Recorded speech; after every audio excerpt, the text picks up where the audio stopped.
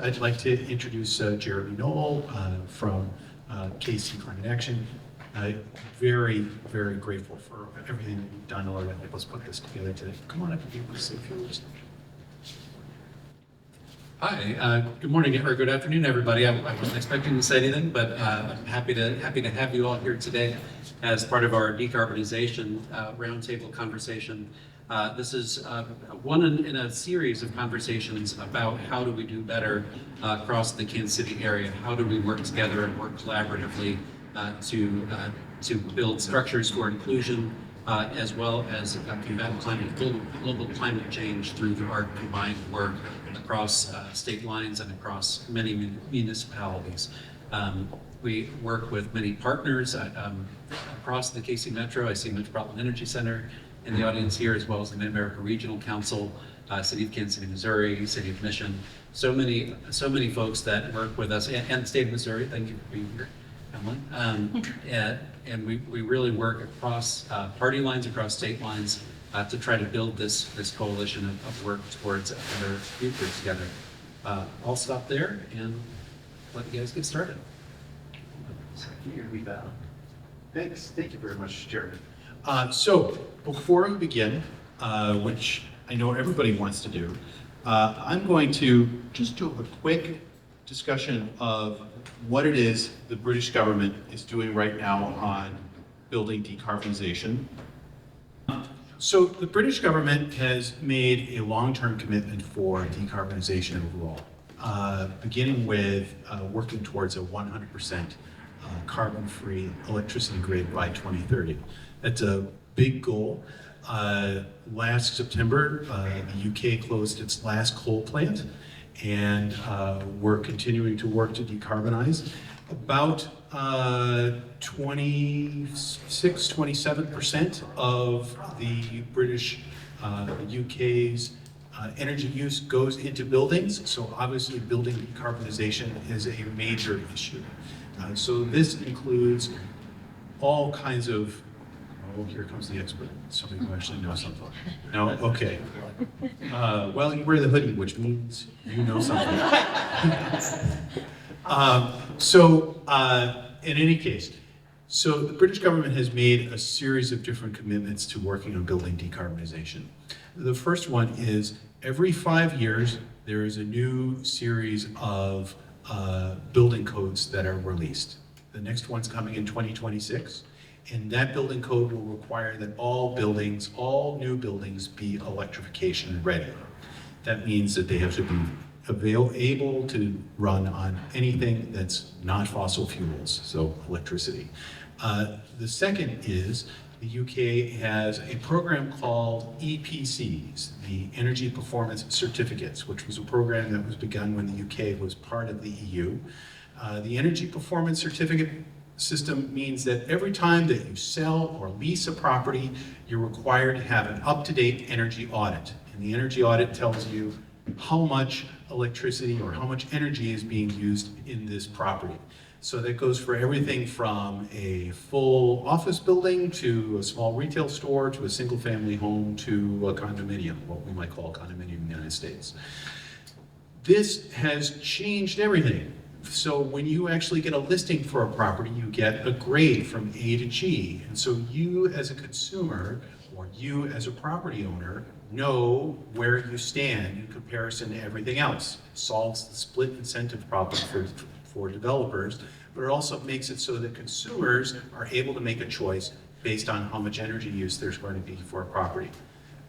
Exactly what you think, and I have a wonderful chart that I'd like to show you, but exactly what you think would happen has happened, which is that over time, the number of A quality properties has increased, the number of B quality properties has increased, and for single family homes, it's almost impossible to get anything below a C at this point, because everyone knows exactly what to expect. Another important development is the UK is committed to a program called the Warm Homes Program, which provides a £7,500 subsidy for anyone that's looking to purchase a heat pump. But it also includes other subsidies for insulation for your homes. And you might guess, UK has a lot of old homes that need retrofitting. And this has led to increased efficiency and decarbonization of properties throughout the country. We're very, very excited about these sort of developments. And in fact, here in the United States, the consulate is working with a group of cities in Ohio, in Northeast Ohio, to try and replicate the Energy Performance Certificate Program.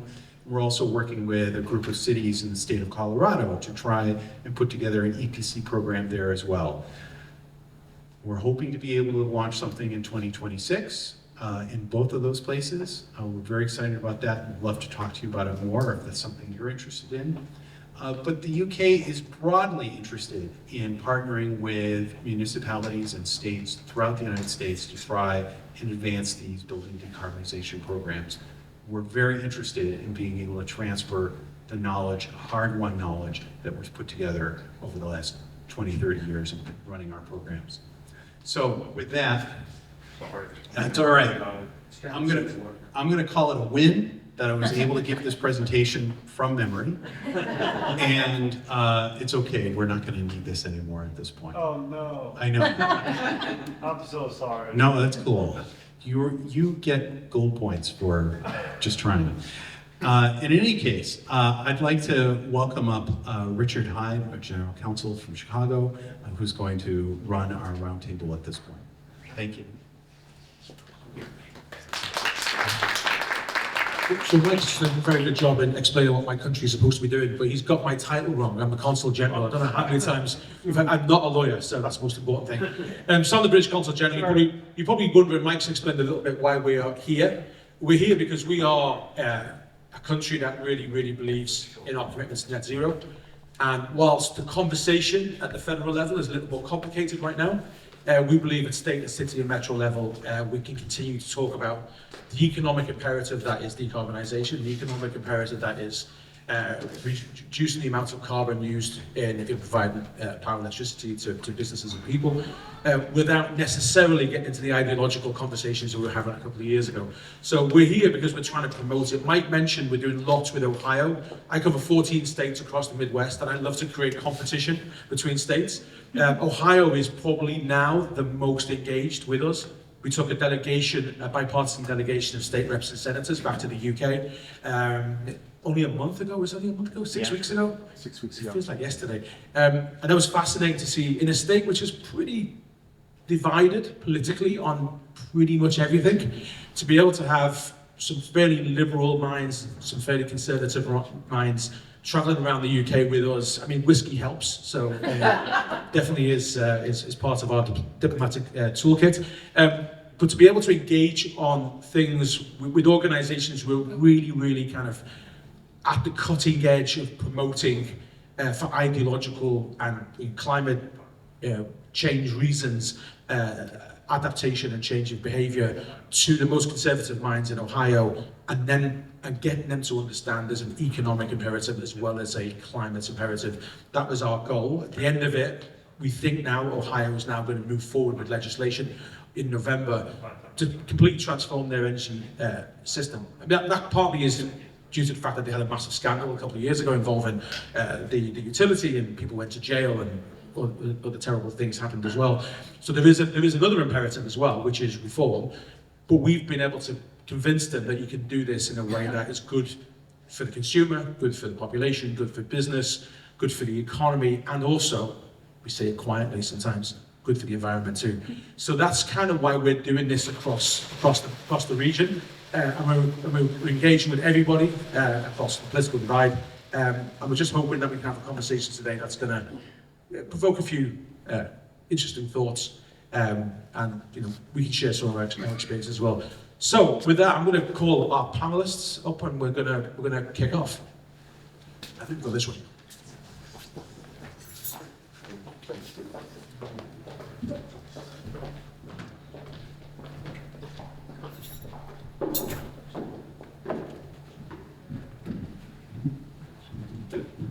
So while we're settling, I'll quickly introduce who we have on the panel today.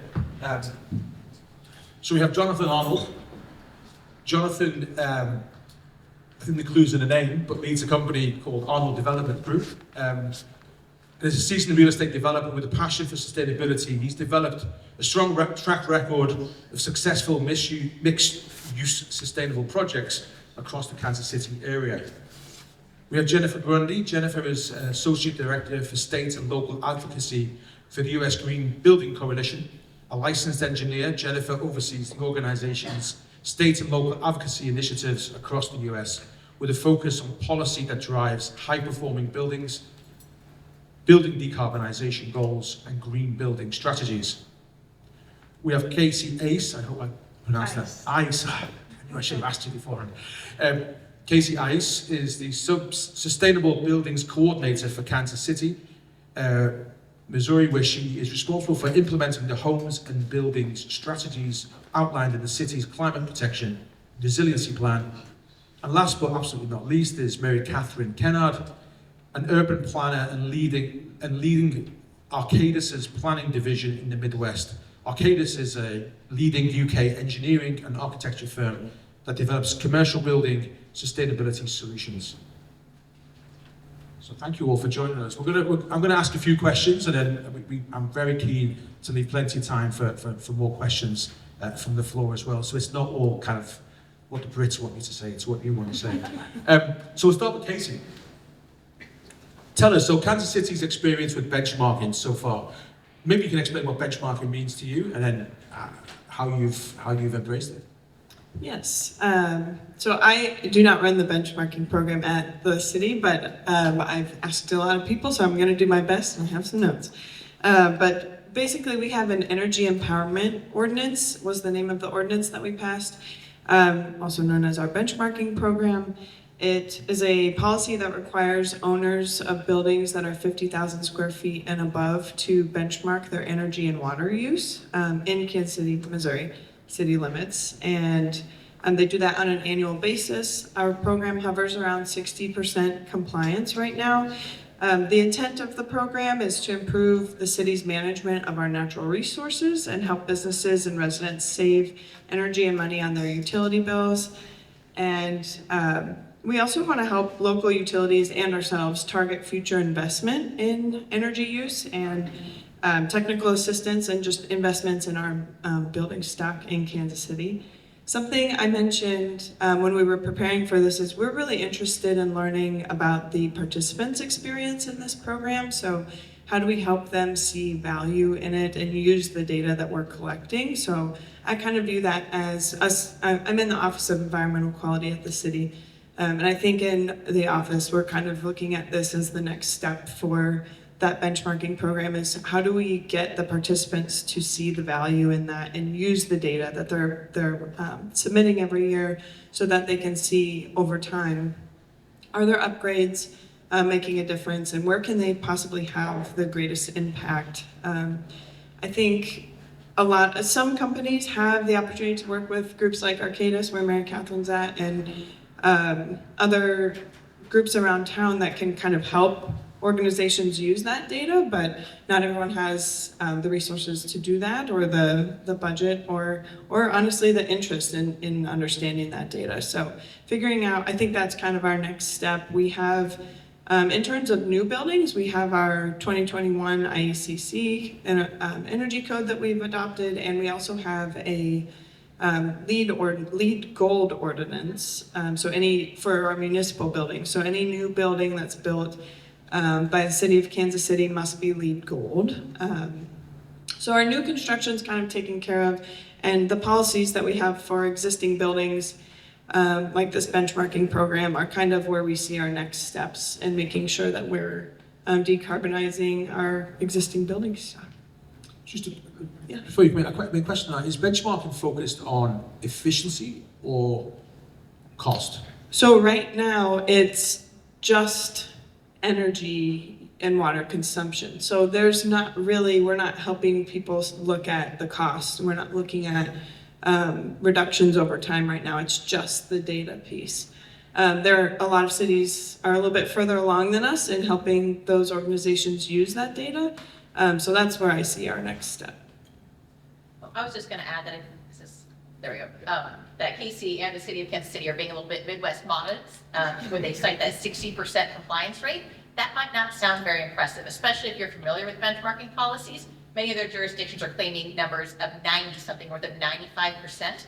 But what's different is that Kansas City is really focused on outcomes. They've got partners such as Metropolitan Energy Center. They're really helping to train and drive changes and not just handing out exemptions to ensure they have an impressive compliance rate. So I just want to make sure that the city of Kansas City and Kacey gets the accolades that are due, because it's actually a very impressive accomplishment focused on the outcomes and not just a compliance number that the city council is happy with. I was hoping you would chime in because I don't think I'm allowed to say that. Anybody else on the panel have a view on benchmarking, what the experience has been and how it can be improved? I mean, I asked a load of questions about cost versus efficiency. Our experience is that if you focus on efficiency, there's a very small number of people in the population who think that's a good thing. If you focus on cost, then everyone loves it. I think everything you said is on point, and the next step is what do we do with all this data? And the fact that you're growing your benchmarking numbers and your participation is huge.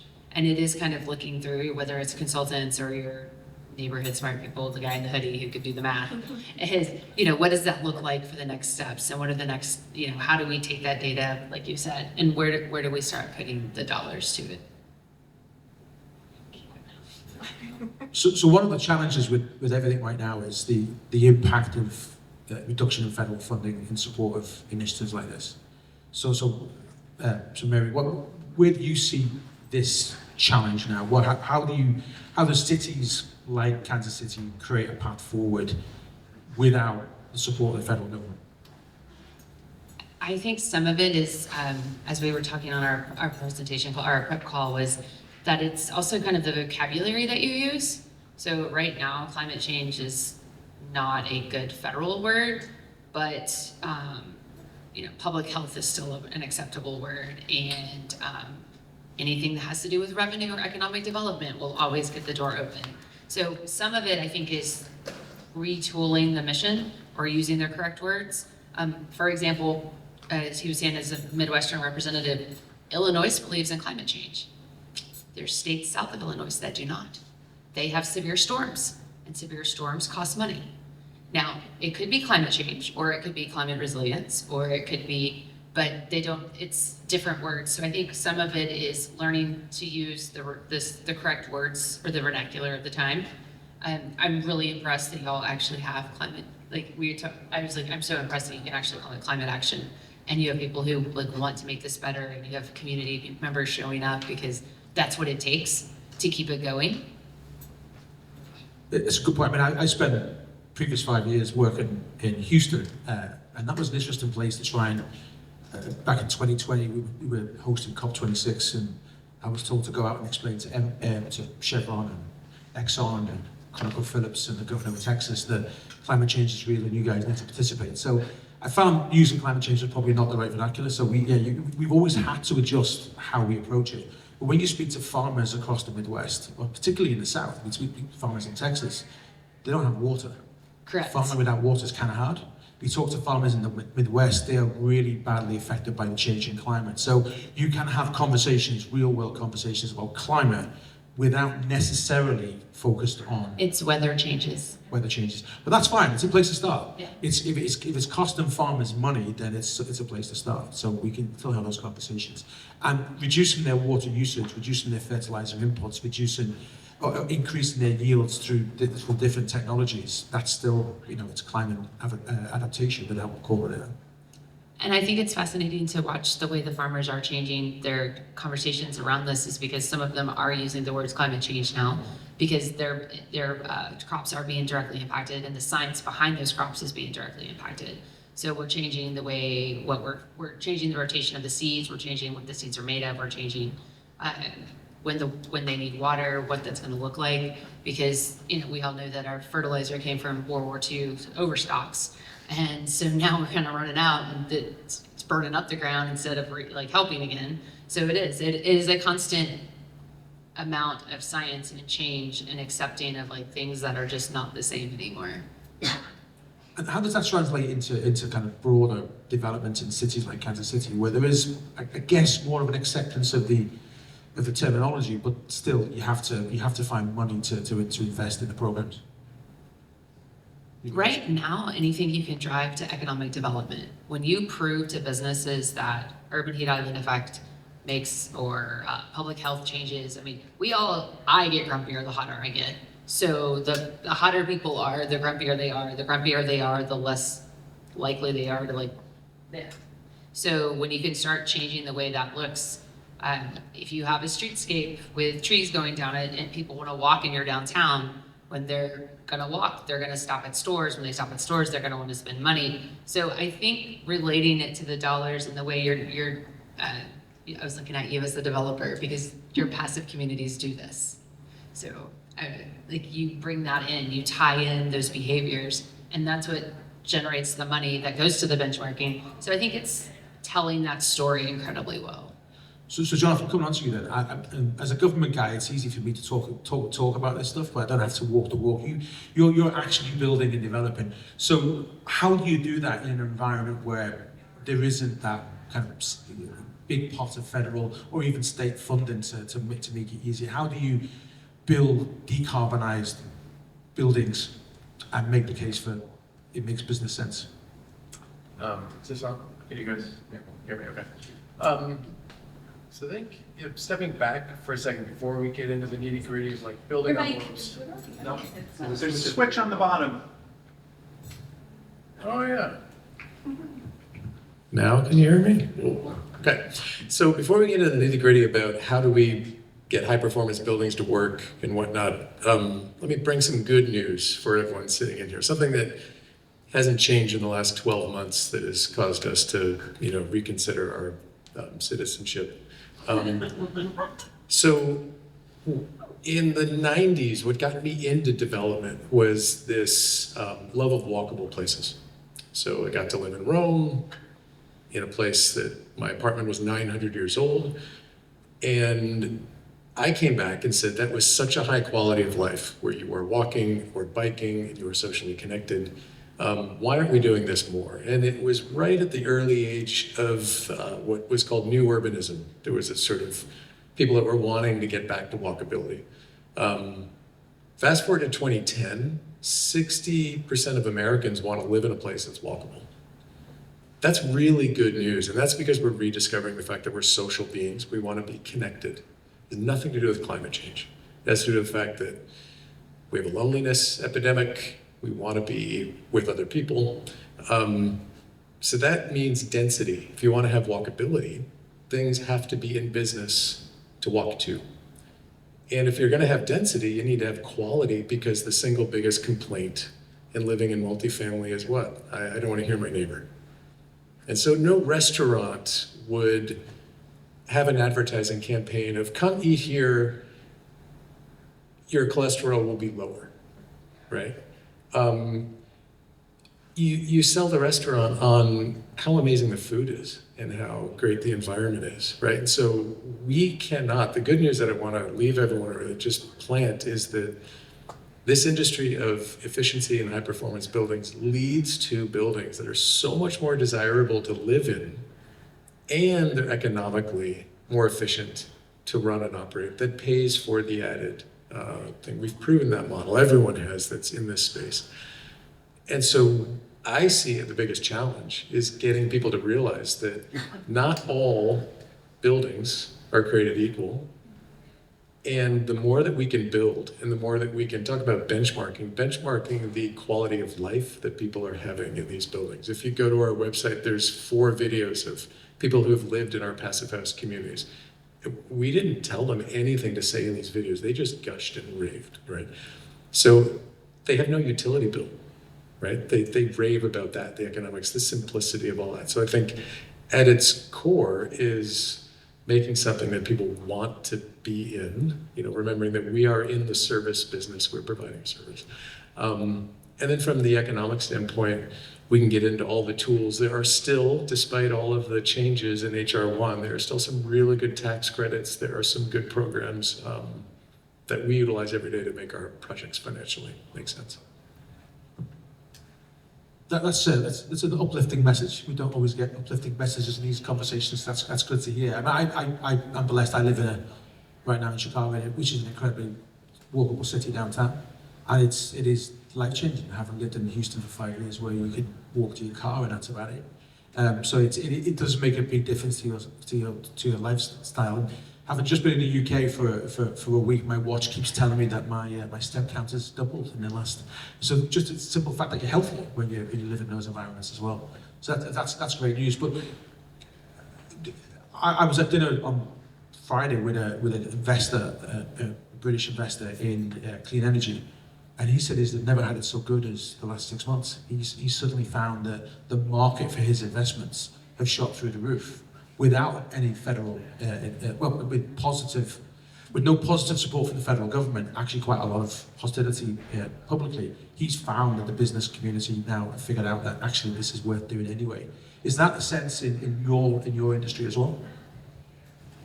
So if we compare what I would call your standard 5/1, five floors of wood frame over a concrete podium, bare minimum code type construction to what we do.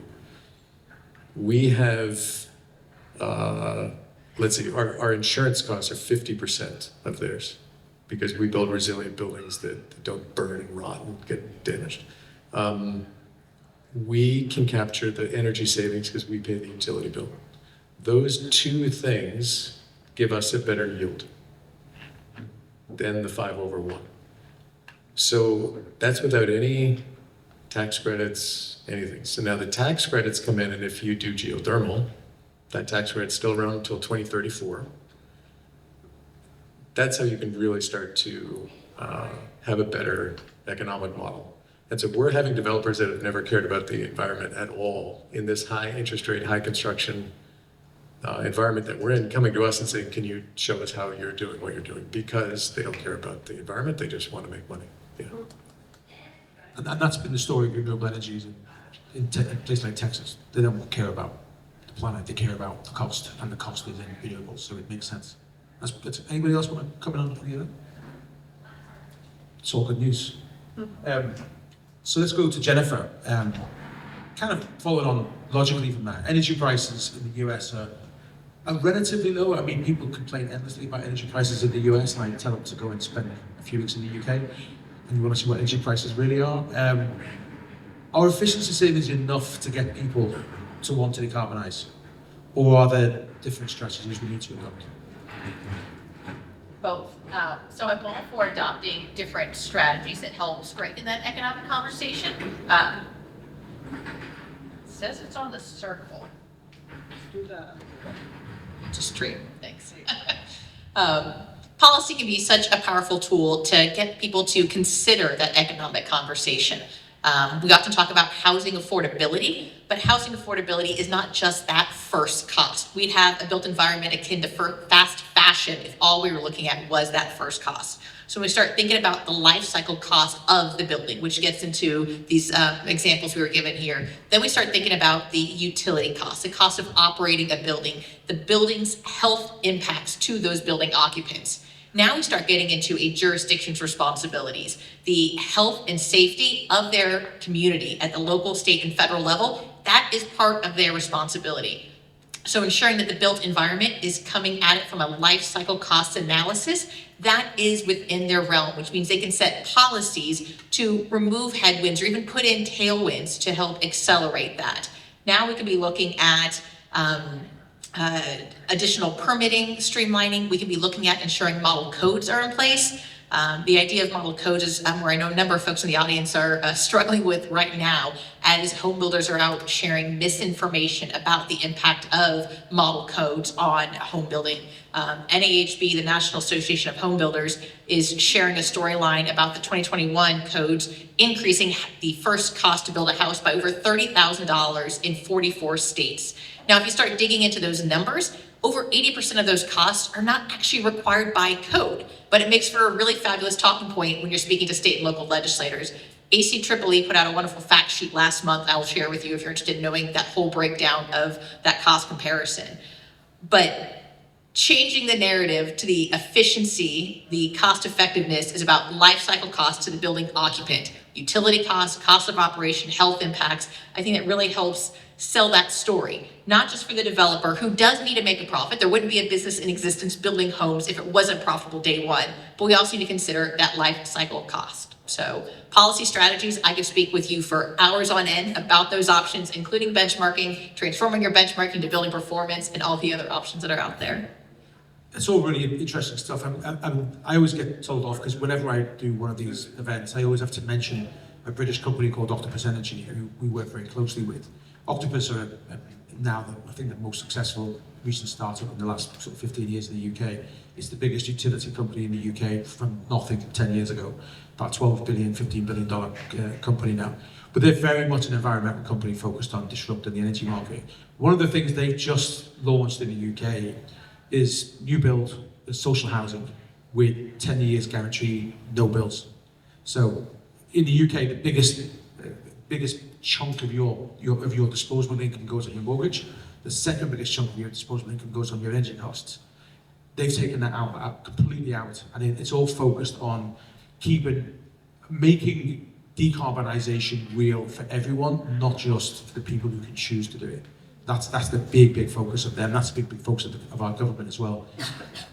That's something that doesn't exist here. You were mentioning, Jonathan, that you swallow the utility bill, so therefore you can leverage that to make a margin. What they figured out is that because they're an energy provider, because they build heat pumps, because they provide all the latest technology, they have bi-directional charging on e-vehicles and all kinds of clever stuff like that. They figured out that they can actually make money from your house by leveraging, by hedging against energy costs, which they understand.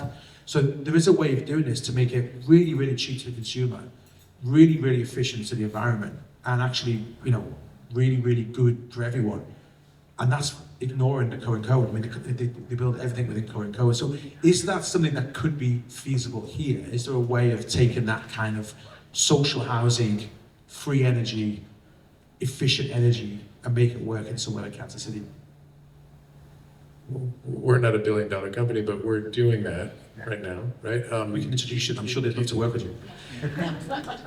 No, I think that's working now, right? Yeah. Okay.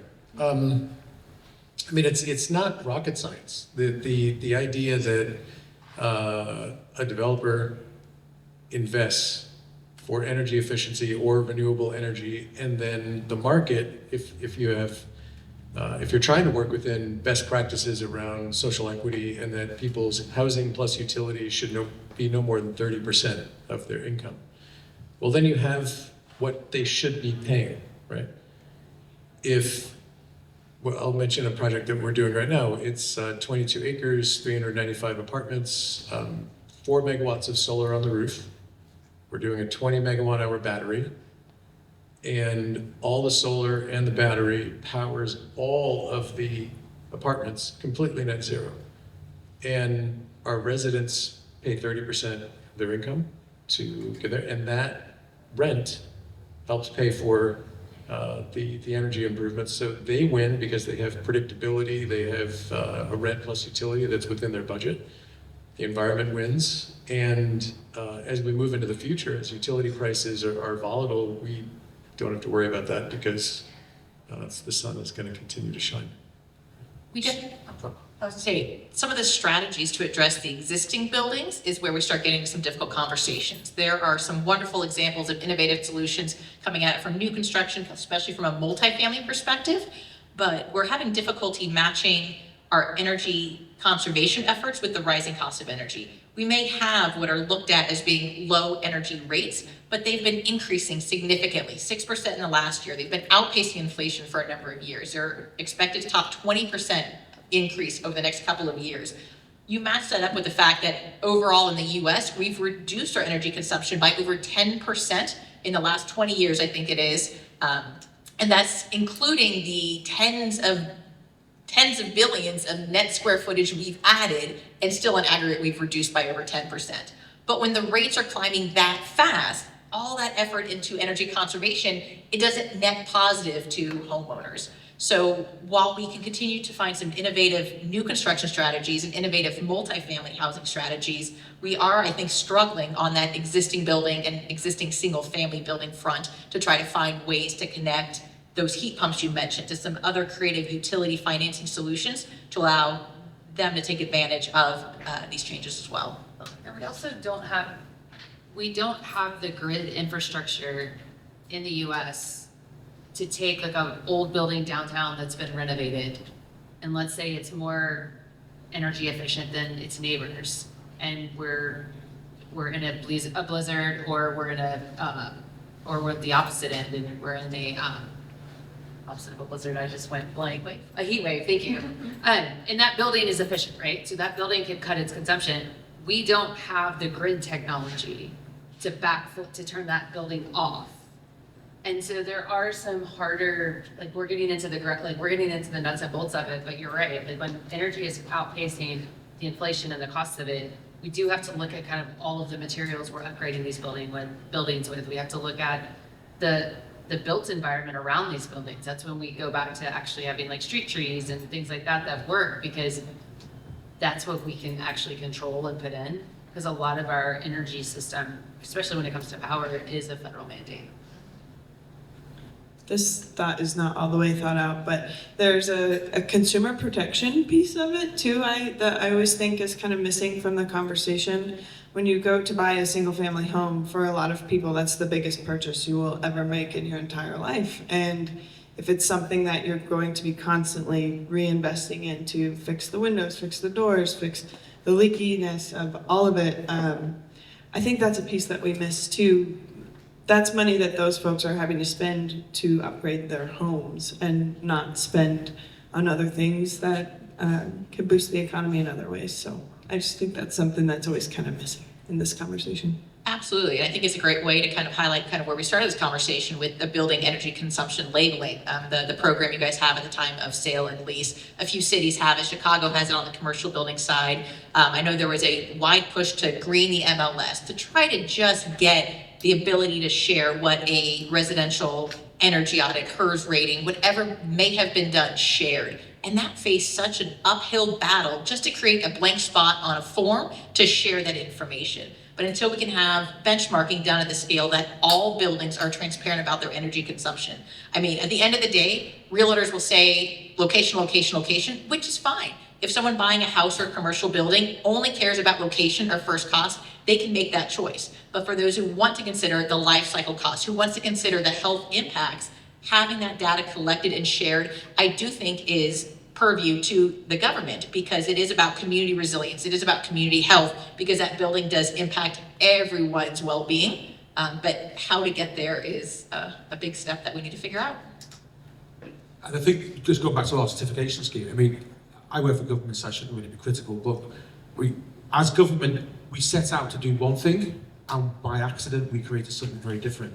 So we try to get people to reduce their energy consumption, not realizing that the market forces would drive behavioural change much more effectively than government threats. And so it's a very simple fact that I own an older property in the UK.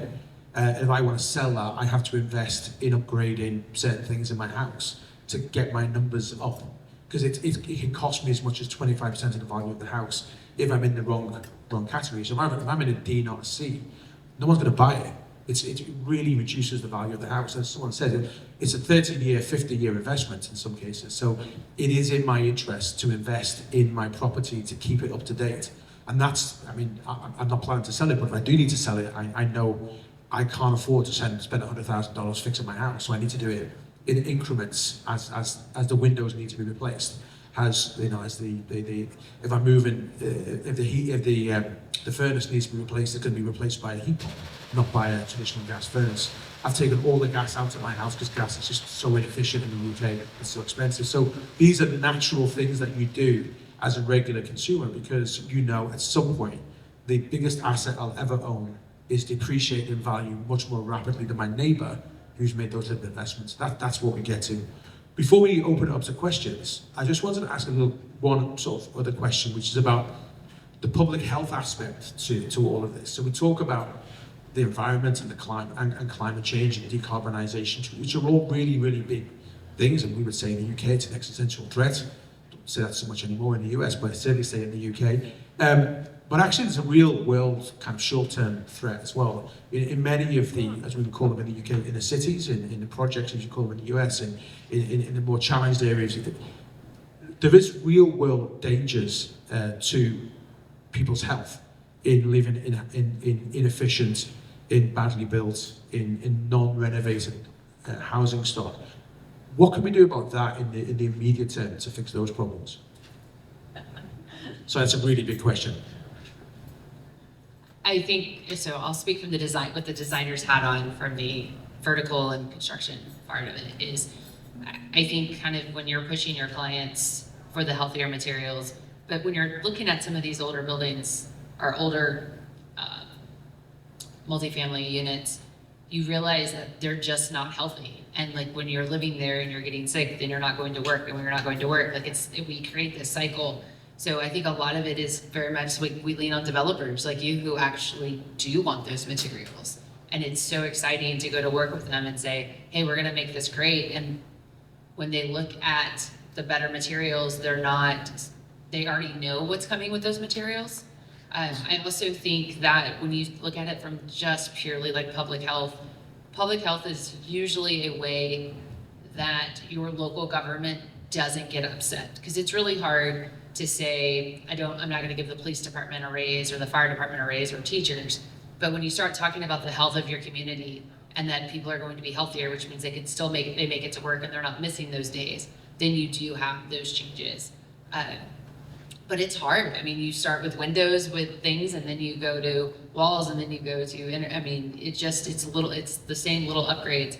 But I do think that's where cities have the most power, is those building codes that they want in those zones.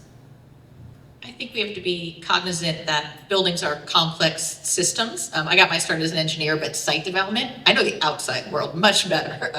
But as we button up our buildings tighter, as we address the windows and the building envelope, we also have to be careful then of what we're doing to the inside air. I feel like the 1986 building syndrome is not getting enough airplay that it still should be getting. You think about the toxins indoor. Even if you have an all-electric building and you're not having combustibles contributing to a negative indoor air quality, you have the off-gassing of all these materials we bring in, and the microplastics, and you start looking at the ingredients on your cleaning products. Like, it is a frightening world we live in. So balancing all of these choices holistically so that we can have a more passive house to be energy efficient and conserve water, but at the same time, monitor and be cognizant of our indoor air impacts, and not just look at it from our individual home, whether it's single family or multifamily, but the impacts on the community. We start getting into resilience of some of the work of Climate Action Kacey, but all those same storylines apply to the community when it comes to where that energy, the electricity is being generated, when it comes to the microplastics on the external environment. Everything has a give or take. So it's I would love to put all of them at the top of the pyramid, but you have to balance it out. So like you were talking about, like site design, like everything you move affects something else, right? And once it's in motion, it's what you said, government is always trying to solve a problem, they create another problem. That's it. Okay. But that's what we're doing. I mean, we find one way that works here, and then all of a sudden this doesn't work. So there's so many design, I mean, that's part of when you're working in partnership with your new developers, your new development, your new site, your old building to be redone. You do have to give and take about what's going to be the most important. Is it the historic windows, or is it the fact that we got the asbestos out? Like, one of those is going to be more, we have to pick where we're going and which ones we want out of that. And I think that's the hardest part, is everything does trigger something. So we've had a slightly different experience, and I don't want to make it sound easy, because all of this... I'll take the easy answer, yeah. All I'm about to say depends on having really, really experienced consultants that know what they're doing. And if you followed Emery Levins and any of the stuff that he's talked about at Rocky Mountain Institute, he talks about tunneling through the cost curve. So it used to be that when you thought about green buildings, you're just talking about a more expensive building. And what Emery Levins discovered is that if you keep fine-tuning the envelope in the systems and really look at a building from a systems-based approach, you eventually tunnel through the cost curve, and your costs actually go way down relative to the amount of energy efficiency that you're getting. And case in point, if you balance the insulation in your walls type of windows, where the windows are in the walls. You eliminate your thermal bridging. You have the ventilation system that has an ERV that is the right size. You have a mechanical system that is a high COP and energy efficiency. And all of those things are dialed in by experts. You have way lower utility bills, and you have way lower tonnage of AC that you need. So your first cost goes down. And then we kept going with that. Okay, what else can we eliminate? And so if we have a precast wall that we're bringing that's super insulated and the inside of the wall is concrete, let's not cover that up with drywall. Let's leave it, because then every time that unit turns, we don't have to paint that. Let's not put any carpet in, because we're having a carbon deadly sin of for all of our concrete. Let's just polish it and leave that. And so if you begin to look at efficiencies, efficiency in its very nature should be more cost effective than doing things the old way, if you're doing it right. And Clues in the name. yeah, right. And so I'll leave you with this. I think one of the biggest levers, and so there's been lots of parables or metaphors made to a rudder on a ship, right? Rudder's like pretty small, but it can direct the entire ship. And I think that our city councils at the local level, if we're looking for where are those rudders that we can pull now, I think it's pretty hard at the federal level to get people to really go all in. But if you look at city councils where they are charged with managing the fiscal health of the local economy, of collecting taxes, of having one of the best things we can do is educate all of our city council members that if you give a tax abatement to a building that is basically made out of cardboard for 20 years, and at the end of that 20 years, you're hoping that now you're going to get taxes and the schools are going to be paid and the roads and the sewers and all the stuff that we've been holding our breath waiting for this tax abatement to burn off. And then you find that the building really needs to be torn down, or another $10 million needs to go into it because it's rotting, it's got all sorts of problems, and they're going to ask for another tax abatement because it's blighted. They can say, hey, we're not going to incentivize cardboard buildings in our municipalities. I think that's a lever that people would understand and they would get behind them. And the fact that the developer, because if you don't build a cardboard building, you actually make more money day one because your insurance savings is so significant. So a lot of this is just people don't know what to do. You need really good consultants, you need to listen to them, and then you just be driving efficiency, and you will end up with a better economic mousetrap and a product that people rave about. Some great stuff there. I'm gonna go get some questions from the audience now. We have a few elected representatives in the audience as well, so it's a good challenge from you to them. But I'm gonna forewarn you, I'm gonna come back to the panel at the end and ask you just to give us a couple of ideas on next steps, actions we should take, or anything we've actually missed that you really want us to hear about. But we'll come back to you for that in a minute. Any questions? We got one hand straight away. Sorry. Hi, Molly Wolf, just a few questions and comments.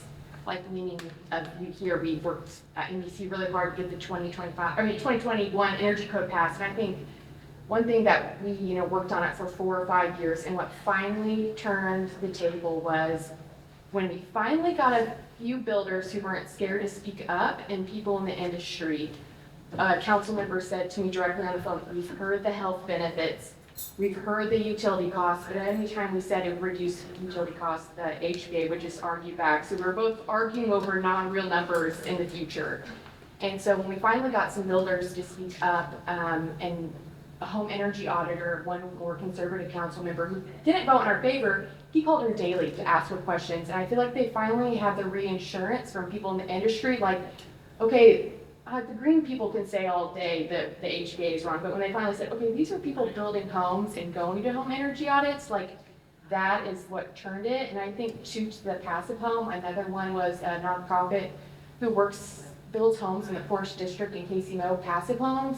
And she provided her line-by-line budget of how much those homes cost to build. And she said, we're doing this because we are the poorest district and we lose electricity first and are the last to get it on. So we can't afford to sit here. And so I think that was what really finally turned the table. And then one question I had about benchmarking too was with, I know Minneapolis has their health department enforce it because they said they don't have to find people. Getting a notice from the health department like scares them enough that they freak out. So I didn't know, we've talked so much about health, if there was an option to have like them, the health department, they don't even enforce fines because they get one or two from the health department and they submit that real fast, because in the past it was easier, like I'm a developer, I'll pay $500 to not have to deal with benchmarking. So I was curious if that would, I know that's would be a big ask to do, not very super easy just to have the health department do that. So that was one question too. I think we have, so that's a great question. I would love if the health department would help. They have their Healthy Homes Rental Inspection Program, and to your point, you get one notice from them, and I think people are pretty quickly like, I better fix this or I'm gonna pay. For the benchmarking program, it doesn't have the teeth that it needs right now. It doesn't have an enforceability where we can, I think there are limits on fines that we can hand out through the benchmarking program, so I'm researching that right now. Yeah, and they don't even have, they had fines, but they just don't use them because Yeah. it scares them enough to like, they don't even issue them. Which is great. Yeah. I think that's the most effective way to do it, is if there's a way where, and if it's more visibility, if it's something that forces people to be like, well, I better do something about this. Whether fines, I don't think are the most effective way. That's my personal opinion. If there is a way to not scare someone into doing it, but showing all their neighbors have really high performing buildings or more decent buildings than what I have, I better do something because they're going to rent or buy those buildings before they rent or buy mine. So I think that's a brilliant idea. I think the health and the economic piece, I think people could talk about it all day, but to your point, at the end of the day, people are presenting numbers that aren't necessarily accurate, and we can argue about it all day, but you can't argue as much about public health, especially like I'm gonna botch this, but the study that MEC did with Children's Mercy and showing that weatherized homes have better health outcomes for children, that no one can argue that, you know what I mean? So. And I will say, Counselor did push back on that, and again, the study was wrong, and I think it was very difficult, but would have taken us, like we could have got, and this is, bigger words, someone from Children's Mercy or patient, but, the bigger organization, they don't just like casually go testify, and so I think that would have helped that more, but again, that's So specific to that penalty of the benchmarking policy, so I actually was embedded in Kansas City, Missouri City Hall and wrote and led the advocacy campaign to pass the energy empowerment ordinance. So at the time, the idea was not to be punitive. There is limits to what fines could actually be charged, but the idea was to keep it low. So this was not looked at as punitive. That was part of the strategy to get it passed. But that the outreach and the education campaign would help get word out there about the value of knowing your energy and water consumption and doing something about it. There was also promises made by some environmental national nonprofits that were going to increase staff size in City Hall to help facilitate that and to help facilitate benchmarking policies throughout the metro. So there'd be more peer pressure, there'd be more portfolios falling. None of those other steps in the plan for high benchmarking compliance ever happened. And I think all the staff that was in the Office of Environmental Quality at the time that we passed it and put together this broader plan, I don't think anyone's there anymore. Local government sees a lot of turnover. So they're doing a phenomenal job, but some of those additional pieces about leveraging education and outreach to drive change rather than punitive through fines never fell into place, so. Just to add on that, I mean, as we travel around doing these events, it's really interesting to hear the different sort of mindset in trying to drive change in the United States compared to the United Kingdom. We do tend to do things very differently, I've discovered in my time in the US, but one of the things is we went straight to incentivizing through economic opportunity, which is Jonathan's kind of point. It is so much more profitable as a building owner to be efficient than to be inefficient. Whereas in the US, the tendency was to go towards the fine and trying to force people to comply. I mean, it is a big difference in the way we do government, but our experience is that if you try to force people through the stick, it's much less efficient than the carrot. And the carrot is really about explaining to people and defining through data how you can save and make money through efficiency. And I just find that in the US, everywhere we go, we tend to sort of start with the let's give them a whack rather than let's give them a carrot. And it is a very different mindset. Jonathan, have you got any thoughts on, as a developer, obviously much more difficult with retrofitting, I get that, the new build. But how can you, sorry, not me, because I don't work for your government, how can you help building owners, developers, landlords understand that it's in their interests to be more efficient as opposed to threatening? I think sharing case studies of what works. Anyone who's been in Kansas City and has followed the story of Second and Delaware knows that we had a slight pause mid-construction. We had to replace our general contractor. That's never a fun thing to do in the middle of a project. And so the project sat for 18 months with nothing being done. And the fact that we built it with resilient materials meant that nothing really bad was happening to it, which was great. But you can imagine our lenders they didn't care about energy efficiency. They didn't care about green. This was a HUD insured loan. HUD staff was breathing down our neck every day saying, Jonathan, we love the fact that you care about the environment, but we want this loan placed in service and now. So we want you to look at scrapping everything that you have looked at to make this building efficient and get it done. So we did that. We went to our general contractor and we said, can you come up with a price? And we looked at the pro forma, and we looked at what remaining cash would be available after all the operating expenses were paid and what we could service the debt with. And it was less than if we stayed the course and built the building with Passive House, because the Passive House was more energy efficient, it had lower operating costs, it just made more sense. And so HUD said, carry them. So we've lived firsthand what the economic benefits are. Now, part of that is getting appraisers that are able to understand the economics of energy, and not every appraiser is doing it. So there's a lot of work that is to be done there. We fortunately had an appraiser that came from the paper industry. And so he said, thermal energy is the lifeblood of the paper industry. You need to reuse BTUs. And so when we explained our thermal envelope and what we're doing, we're paying the utility bill. He said, I got it. So I think just sharing case studies. And then what was funny was there was a betting pool in Kansas City that was like, is Jonathan going to finish this, right? And and has he lost his mind, right? Well, we finished it, and then I started getting calls from the same developers that are friends and colleagues and competitors, and they started saying, hey, stop stealing our tenants. And I said, build it better, build it. And so I think that's what the future is. Like, we didn't stop using, I think Ford says this, right? We didn't stop riding on horses because we ran out of horses. Someone built something that was better.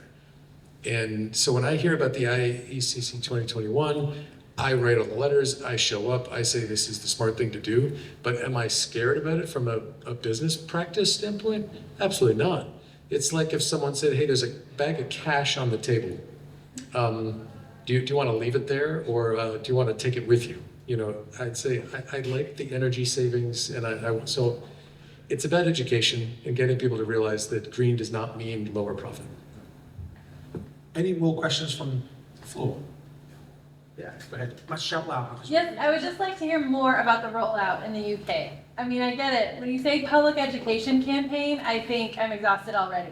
So how do you truly, even Jonathan with case studies, how do you make that ring true so that the political fight of the rollout of such a program isn't overwhelming?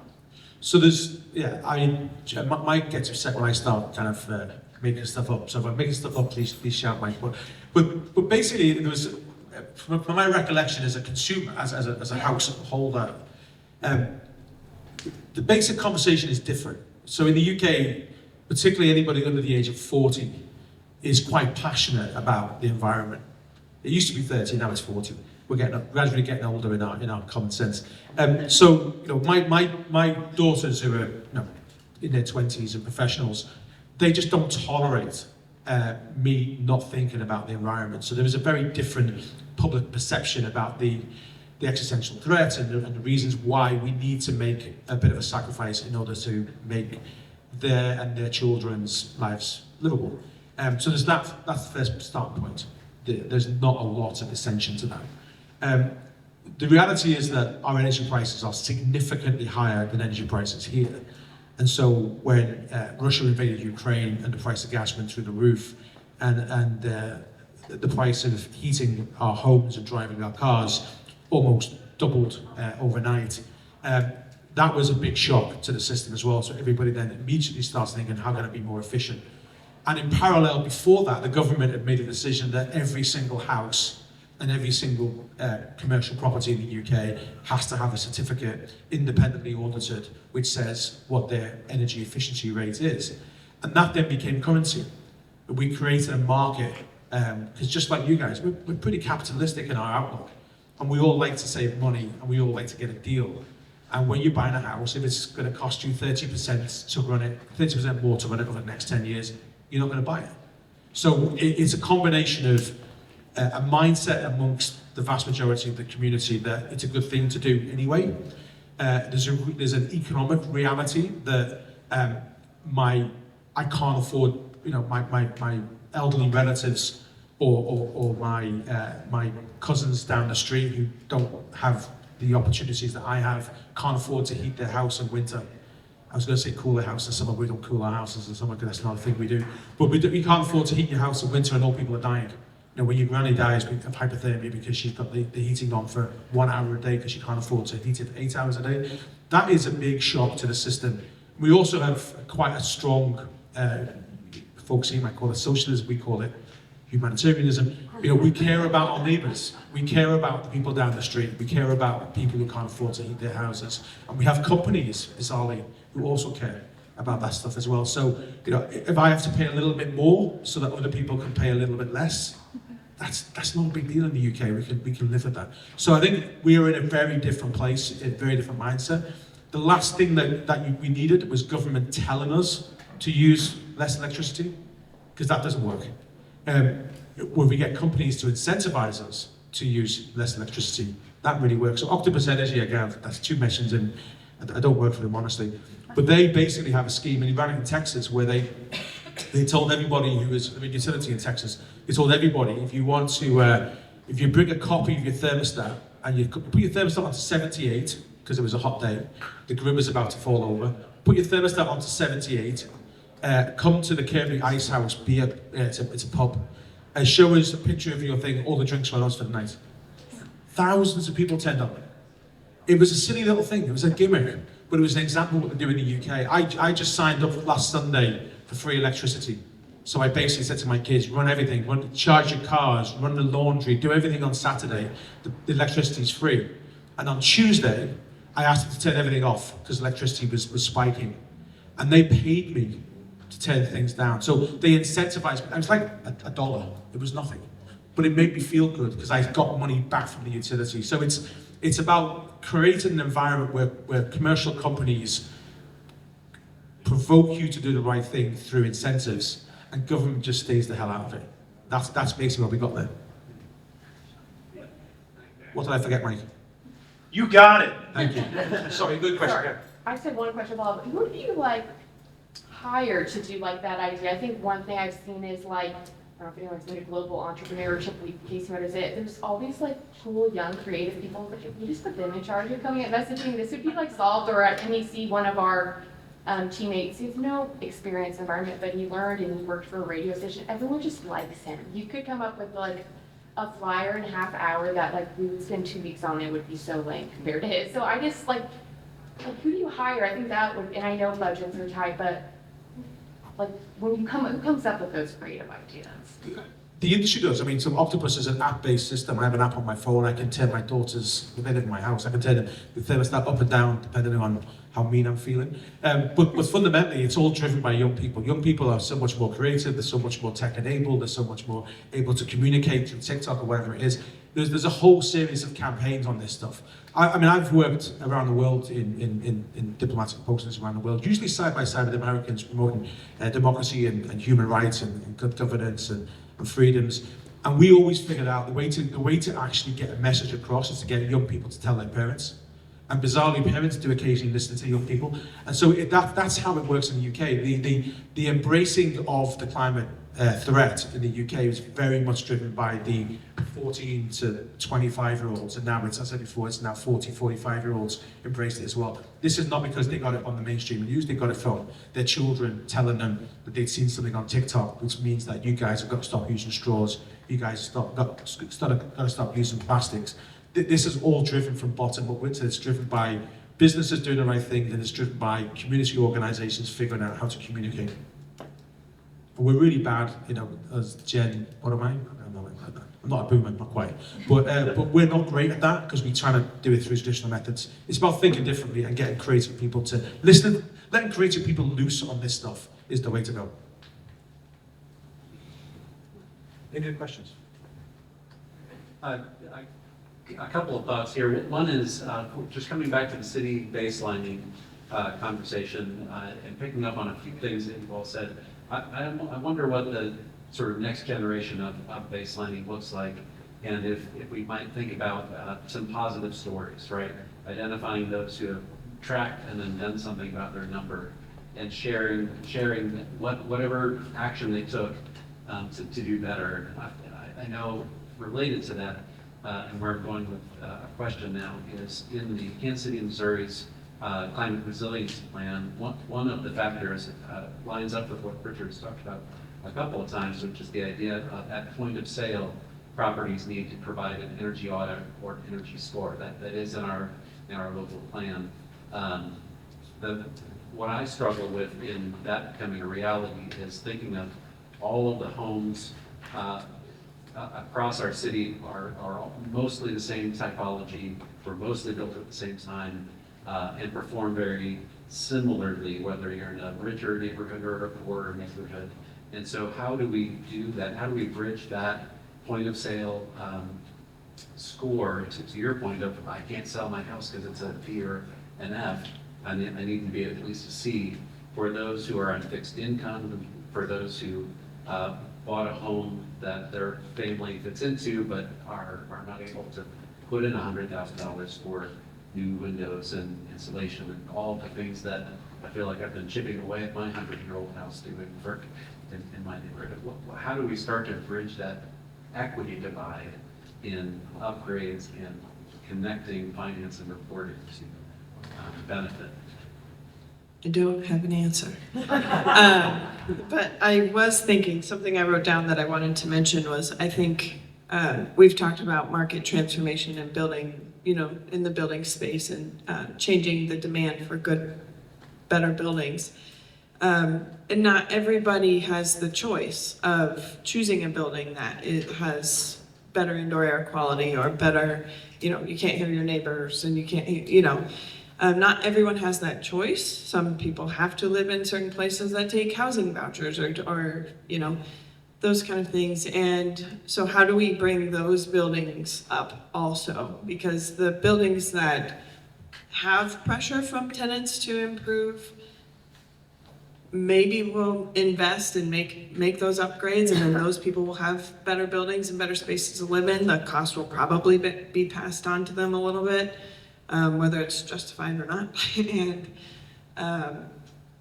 But how do we bring the other buildings up as well? I'm not sure. And a lot of those buildings are the cardboard buildings that Jonathan's talking about.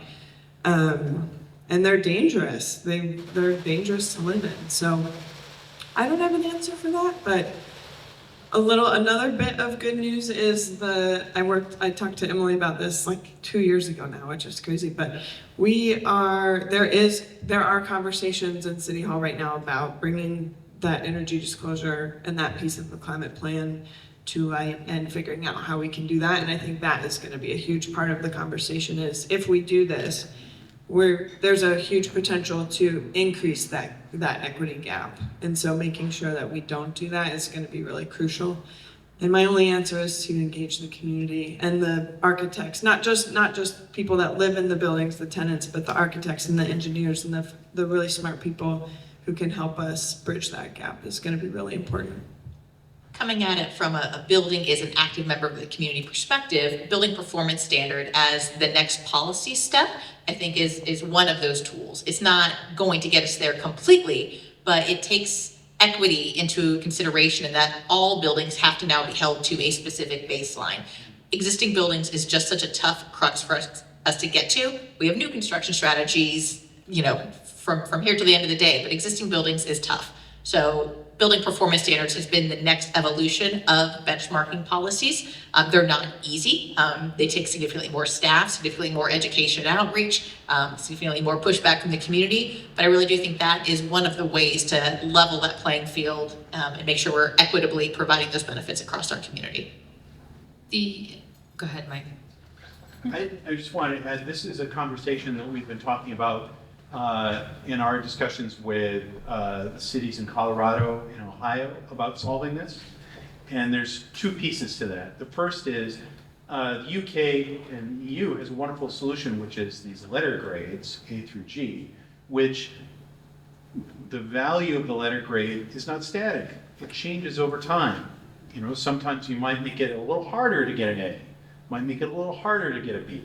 And over time, the UK government has made it, progressed it, so maybe you had an A at one point, but now the letter grades have been reevaluated, so now you have a B. So you might start out aware that you're gonna have a lot of people that aren't gonna have great grades, so you're not gonna let a lot of people get Fs.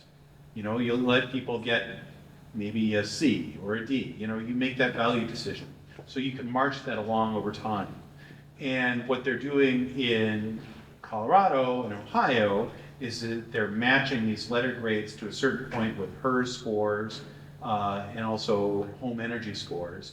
And so they're advancing them slowly over time is their idea that they want to do. We also need to bring the utilities to the conversation. In a lot of markets, the utilities are the ones driving the home audits, they're driving the upgrades, they're driving the get a free Ecobee because we can, and this is my comment about the grid, is like they'll give you a free Ecobee to install so that they can monitor your energy, except for if you ask any technical questions, our grid isn't built to actually do that, so they can't, but it sounds really cool and I felt really great about it. So I think that's the other part is when you're having these conversations is you've got to bring the utilities to the table. I think the other thing, and Mike sort of hinted on it there as well, is that the risk with the system that we have is that you get increased ghettoization, right? So the people at the bottom with the worst houses get left behind and their properties devalue at a faster rate than everybody else's. So there needs to be a government intervention, particularly at the early stages, to either invest in those properties or to keep those properties from being kind of classified as unsellable, because that's a real risk. But I think you're right. I think the technology is available. I mean, we have transformed a pretty creaky grid system in the UK to be able to have individual control at a single house unit level of your usage. I mean, I can see my live usage by the hour right now, and that's just something we couldn't do 5 years ago. So it is possible to do it. It's just a case of you need to invest in it, and yeah, that's the challenge.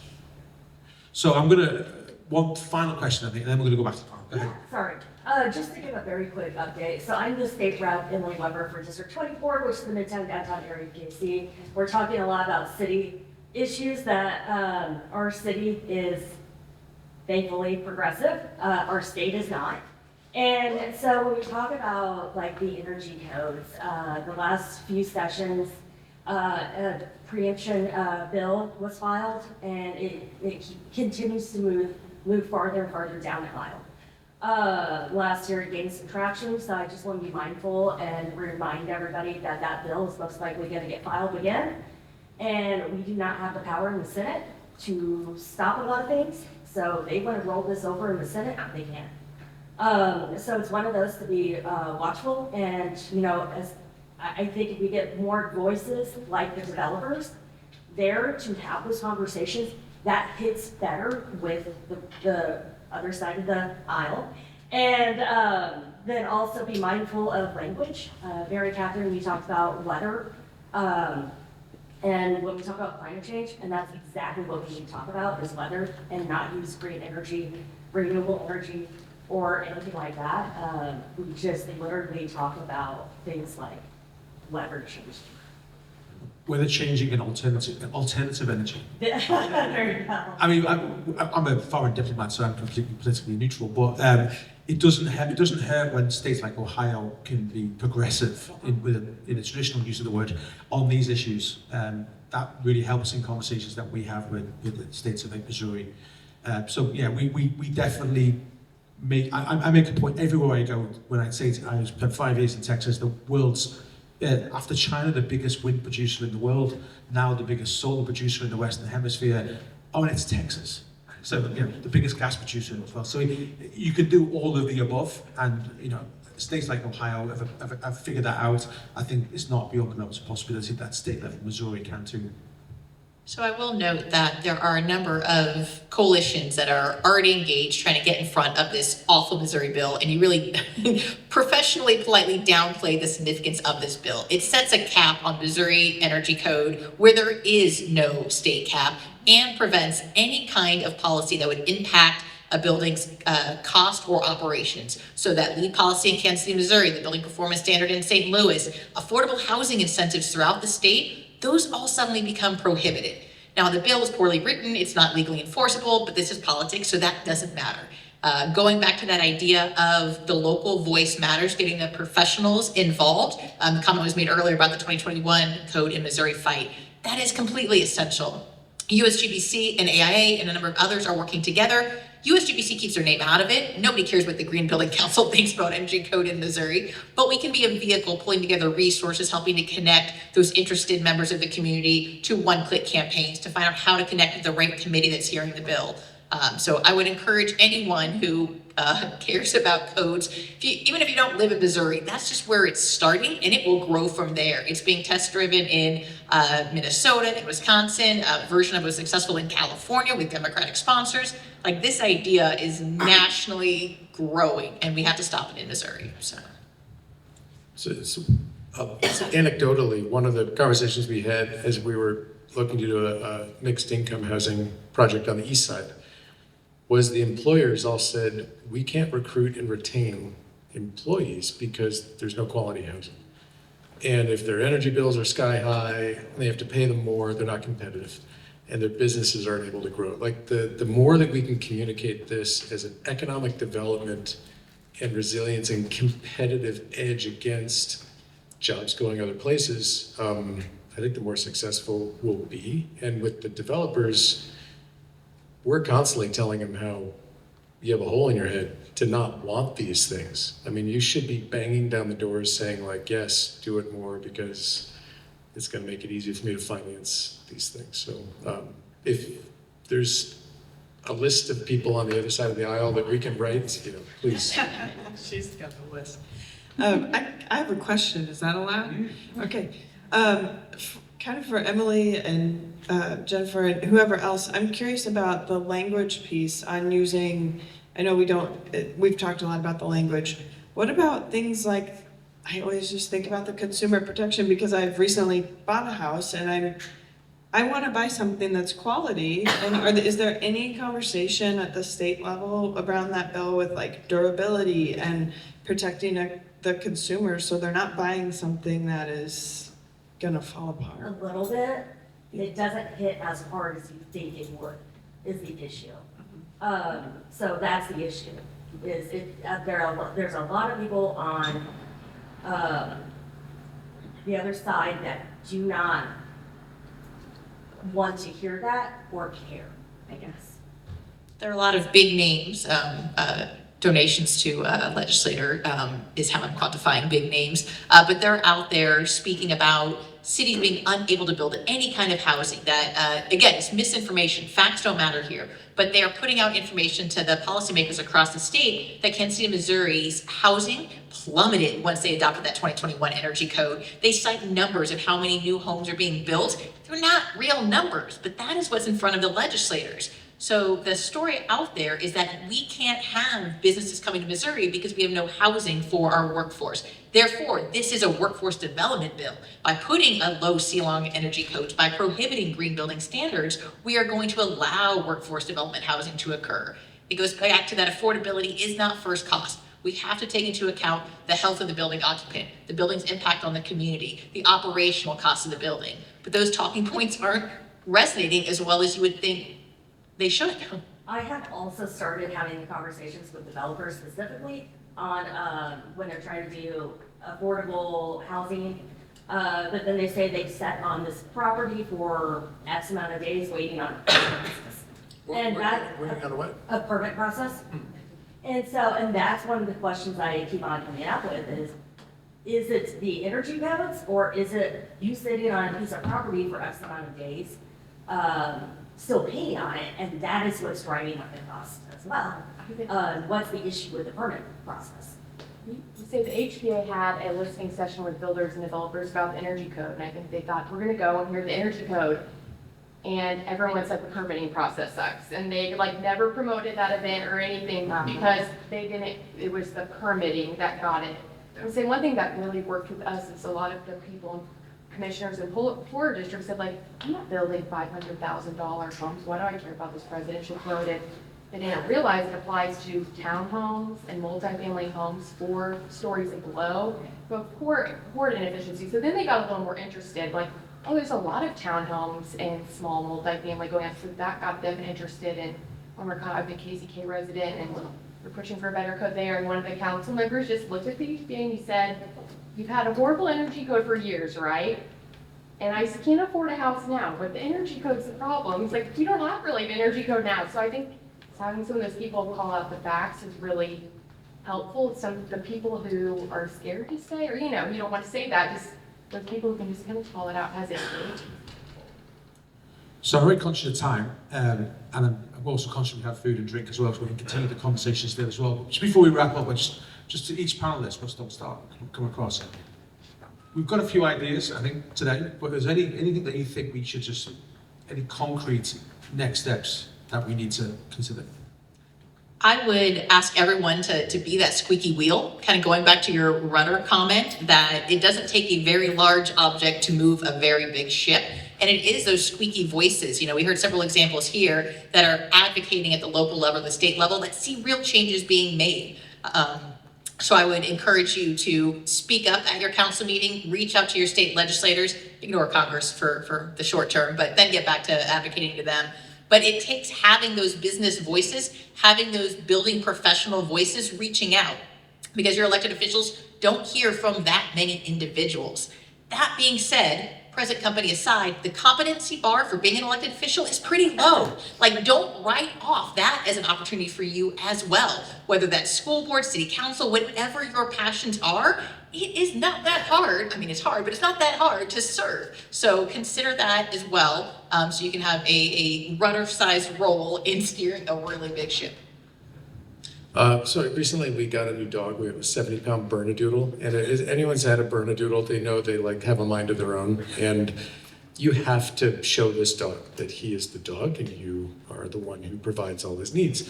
But a 70-pound dog, it's hard to, So what I found, my trick is I take his left leg and I just make it go onto his right side, so that he just rolls right onto his back. Very gentle, but it takes about, I've got a rotator cuff issue, so my strength is not that great. It's very easy to do. So the metaphor being that we need to find those things that are the easy buttons that are going to have the most, and when you're trying to move a really, really stubborn object like a Bernedoodle.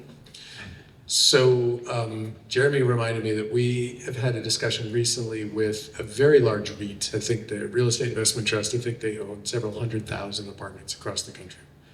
And we explained to them that the reason why we started building this way is we looked around at Kansas City, and all of the new buildings that were being built within 5 years had massive water infiltration problems, lawsuits, every single one that was using this disposable construction technique.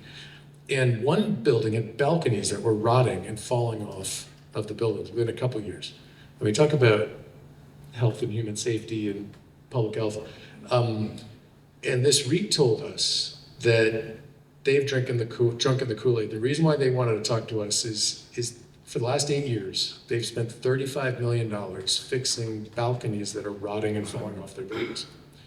So The easiest lever, that like gentle little like move the leg, sweep the leg trick, is if we can change the acquisition criteria of these real estate investment trusts, pension funds, and life insurance companies. These are the people, we're talking about multifamily, not single family. These are the companies that are coming in and buying it from the merchant builders. If we can get them to realize there's a better product that they could ask for, we don't need any legislation, all due respect to all the stuff that is super important. But if they can change their acquisition criteria and say, I'm not gonna buy the junk, because I have a pension fund and I need this to cash flow the way I think it's going to for the next 40 years. That's what I'm buying this for. If we can say, hey, if you buy a more resilient building that has better energy efficiency, you will get those returns. You won't have balconies that are rotting off your buildings. Then the merchant builders won't have anyone to build to. And I think that's one of the easiest, lowest hanging fruit, that if we can educate those people, because $100 billion pension fund that has a 10% allocation mandate for real estate is $10 billion. That's a lot of product that they have to put to work. And if we can get them to realize that they just need to ask for a better building, we'll see the industry change overnight, because if the merchant builders don't have anyone to build for, they'll change. I don't have anything extra special to add because they stole my thoughts, but I would just say stay involved and change the market to create better buildings. And one of the things, it doesn't have to be huge like the projects Jonathan's doing. It can be, those are wonderful, but even down to staying involved on like a scale of like one vacant property, abandoned structure on a land bank property. We can advocate for that. Right now there's a vacant land activation initiative going on at the city. I can send you the link if you want to give your thoughts, but just even advocating to restore those buildings that are on those lots. There's a platform right now where you can go give your thoughts on how to activate those land bank properties. Just getting involved in any way possible, on the small scale to the big scale.